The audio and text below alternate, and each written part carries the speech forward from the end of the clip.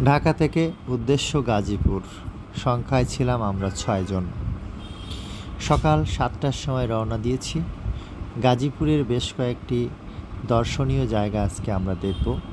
প্রথমে গিয়েছিলাম বলিয়াদি জমিদার বাড়িতে। সেখানে একটা পুরাতন বাড়ি, সাজানো গোছানো বাগান। প্রথমে আমরা ৬ জনের মধ্যে ৪ জন ছিলাম আমার সহকর্মী এবং ২ জন ভাই ব্রাদার।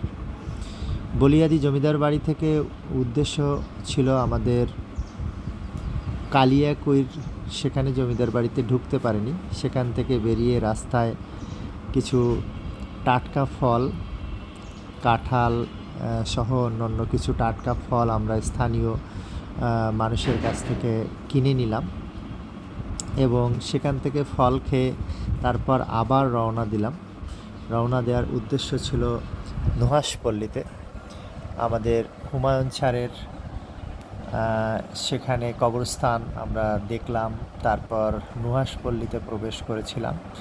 সেখানে কিছু ছবি ওঠানো, কিছু ভিডিও বানানো এবং বিশেষ সুন্দর সুন্দর কিছু মুহূর্ত আমরা সেখানে কাটানোর পর ওখান থেকে আমাদের উদ্দেশ্য ছিল পরবর্তীতে গাজীপুরের আরও একটা ঐতিহাসিক জায়গা এবং সুন্দর জায়গা, সর্বোপরি স্থানীয় মানুষজনের কাছে একটা বিনোদনের জায়গা, সেটা হলো খাটিয়া ব্রিজ।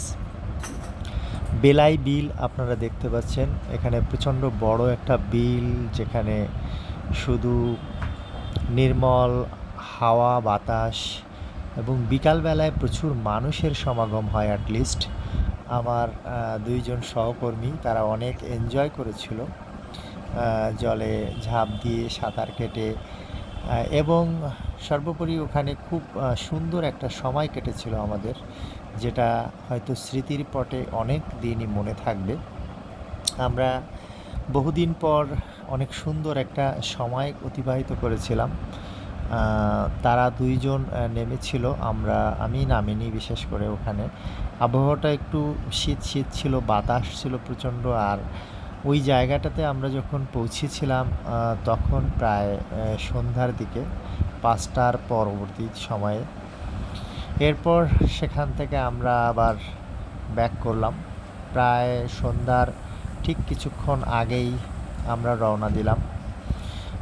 গাজীপুরের যে সুন্দর সুন্দর রাস্তাগুলো রয়েছে, বিশেষ করে ২ পাশে বন, মাঝখানে পিচ ঢালাই করা রাস্তা, খুবই চমৎকার দৃশ্য, নয়ন অবিরাম দৃশ্য, যেটা হয়তো ভ্রমণ পিপাসীরা উপভোগ করে। ধন্যবাদ সকলকে।